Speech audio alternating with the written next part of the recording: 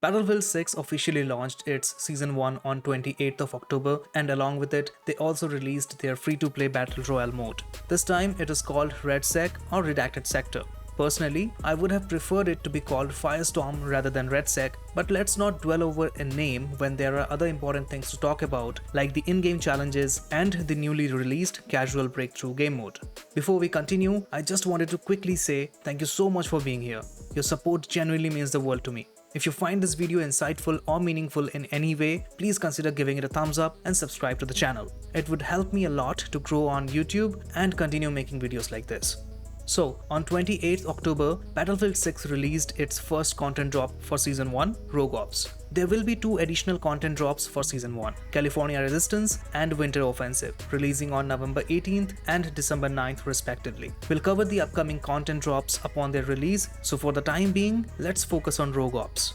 This update had one new multiplayer map called Blackwell Fields, a new multiplayer game mode called Strike Point, new armored vehicle called Traverser Mark II, a new carbine, a new sidearm, a new sniper rifle, and two attachments. Let's take a look into these in a bit more detailed way. Blackwell Fields is a small to medium at best sized map with a lot of open ground and very less structures to take support from. What it has is elevated areas and rocks that can act as cover. This map felt like a good place to complete any marksman or sniper related challenges. Strike Point is the new fast-paced 4v4 game mode where two teams fight over one single objective over the course of 10 rounds. The team to win 6 rounds first wins the game. After 5 rounds, teams will switch spawn points. At the start of a round, there will be a 20-second timer before the objective becomes active. Teams have to capture the objective by staying on the objective area for a set amount of time while stopping the enemies from coming in that area. The tricky part is there are no respawns during a round. If a player goes down, they can get revived by their teammates, but they can also be completely eliminated by the enemy player. Once a player is dead, they are out of that round. You win a round by either capturing the objective or eliminating the enemy team. There's also a new armored transport vehicle or ATV called Traverser Mark II, which is a versatile infantry support vehicle, bulkier than the light ground transport with some mine blast protection. It can be used by both the factions, NATO and PAX. It has a mounted roof gun, and players can provide additional fire support from side gunner seats. It can also serve as a spawn point for your squad mates. In terms of its unique passive ability, unlike most vehicles, staying near the Traverser Mark II will keep it under friendly team control and prevent it from being stolen. There are 3 new weapons that are introduced in this update. First is the SOR-300C, a carbine rifle with low rate of fire but increased recoil control. Ideal for mid to long range fights but can also be configured for close range using subcompact .300 blackout ammo. Next is the GGH-22 sidearm. It's a Glock 22 with high capacity, high fire rate and low damage, expected to be slightly better at a distance compared to other sidearms. Finally, the Mini Scout, a sniper rifle with reduced damage but with faster quick draw, aiming and rechambering times, allowing players to get fast follow-up shots. Plus, you can bolt while aiming, and this weapon has the highest muzzle velocity compared to any other sniper in Battlefield 6 right now. The only caveat with this sniper is that it's a one-hit kill shot only to the head. Unlike other bolt-action rifles which have that sweet spot mechanic where within a certain distance, any shot above the torso is a one-hit kill. Regardless, the Mini Scout has turned out to be one of the most popular gun in the game right now, as it's quite favorable for players who can aim really well. In addition to the 3 new weapons, there are 2 attachments added to the game with this update: Railcover and SU-230 LPVO, which can be unlocked through a Season 1 challenge assignment. The Railcover, which is available for specific weapons, improves weapon draw speed slightly, allowing for more mobility at a low attachment point cost. The SU-230 LPVO is a scope with a precision sight picture with magnification levels ranging from 1x to 4x that can be manually adjusted. I have just managed to unlock the scope, so I will be testing it out in the coming days and will be sharing my thoughts. I am yet to unlock the rail cover, so when I do, I'll try to mix match and see if that thing is effective in a build or not. If you have unlocked both, do let me know your thoughts about those attachments or the guns in the comments below. By the way, that is not the end of content drop. Battlefield also released their long-awaited free-to-play Battle Royale mode along with the release of Season 1 on October 28th. They have renamed it to RedSec from Battlefield 5's Firestorm. Once again, I would have preferred the title to remain Firestorm as it has a unique feel to its name compared to RedSec, but I guess the devs just wanted to make a fresh start with the name as well, like they have presumably done with the gameplay and other stuff.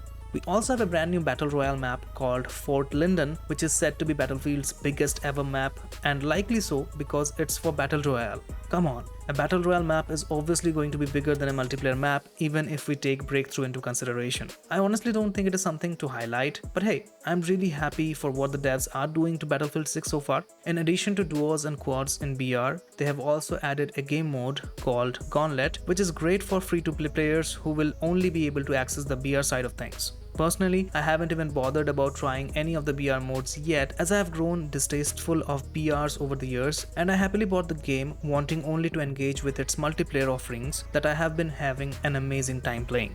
Regardless of what I feel about BR in general, so far I have mostly heard positive stuff about the BR mode with scope to improve general polishing and a few things here and there. It's great to see that Battlefield 6 have been able to land a solid free-to-play battle royale for the new and existing players who have been craving for a Battlefield-like BR experience, and it will for sure attract a lot of Call of Duty players who have also been begging for a no-nonsense grounded BR from Call of Duty. Credit where it's due, the devs have really done a splendid job with communicating and listening to the Battlefield community, taking feedback and also implementing fixes to improve player experiences. A lot of players are playing and enjoying the new BR mode, and I'm genuinely happy for the players and the Battlefield team.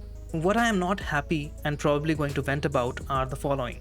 First, RedSec only bonus Battle Pass challenge. Currently, there is a weekly bonus Battle Pass challenge that awards 10 Battle Pass points and it can't be rerolled. 10 Battle Pass points per week tied to BR only seems unfair for players like me who have bought the game and would like to engage only with the multiplayer part. We don't care about BR or challenges associated with that mode, so please give us the option to reroll that bonus BR challenge into a multiplayer one or add a separate multiplayer bonus challenge. Simple.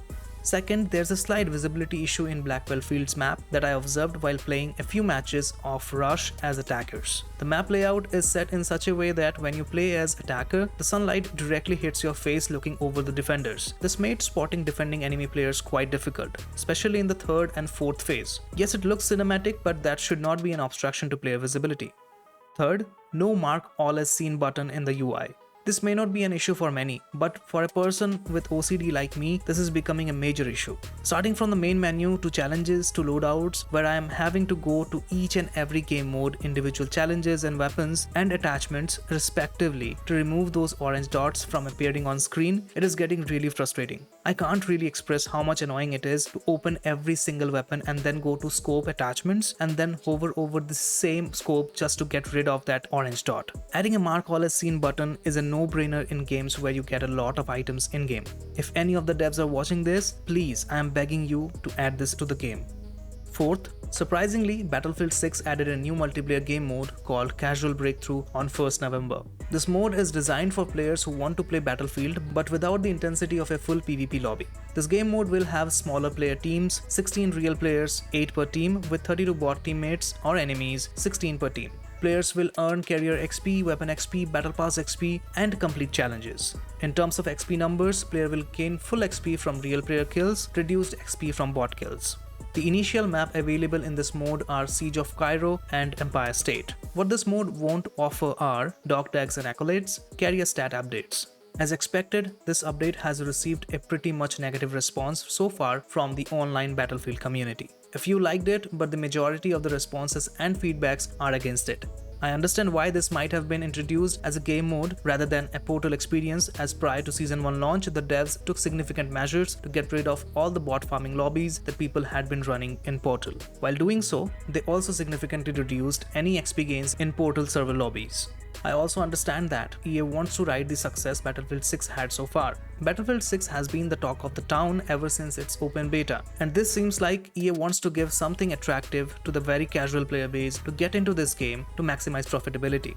But at what cost? To begin with, I really wonder, is there really a player base that exists with players who want to play a multiplayer FPS but would prefer to get matched against bots instead of other players? I can understand this logic for an adventure or an action shooter game like The Division or Helldivers, where the AI enemies are designed to keep the players engaged. But in a multiplayer shooter like Battlefield, bots are not that complex and designed to replicate different behaviors or actions. I don't understand how that is going to appeal to even a casual player who likes to play multiplayer FPS. I consider myself as a fairly casual player, and I am in fact bummed by the fact that in my region, most of the times my lobbies get filled by bots because there aren't enough players. If I wanted to play against bots, I would have bought a PvE game, not a PvP multiplayer. But I digress. The other question that I would like to ask is, by introducing this casual bot farming mode as an official game mode and thereby providing career XP, weapon XP, battle pass XP, and the ability to complete challenges, aren't Battlefield disrespecting its core players who have grinded their weapon mastery for so many different weapons while playing and grinding against other players? By bringing this game mode that nobody asked for a so-called player base that may not even exist in a game like Battlefield, or even if they do, the numbers can be so small that it really wouldn't matter. Aren't the devs just simply alienating the core player base? So far, Battlefield 6 did a very good job in respecting the core Battlefield players, but this seems like a step in the wrong direction. I hope the devs listen to the community feedback and do the right thing that players want. Of course, my analogy can be utterly flawed and this mode can turn out to be a favorite among the Battlefield players, but so far I can confidently say this does not seem like players are positive about it at all. I hate to say this, but this somewhat feels like that familiar EA greed. I hope I'm wrong.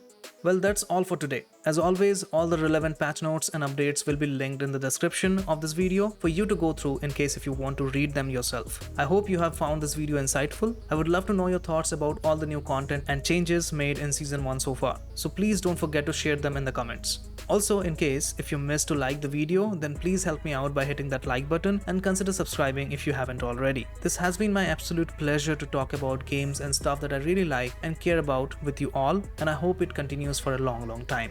This is DJ signing off for today. Till next time, take care, much love and peace.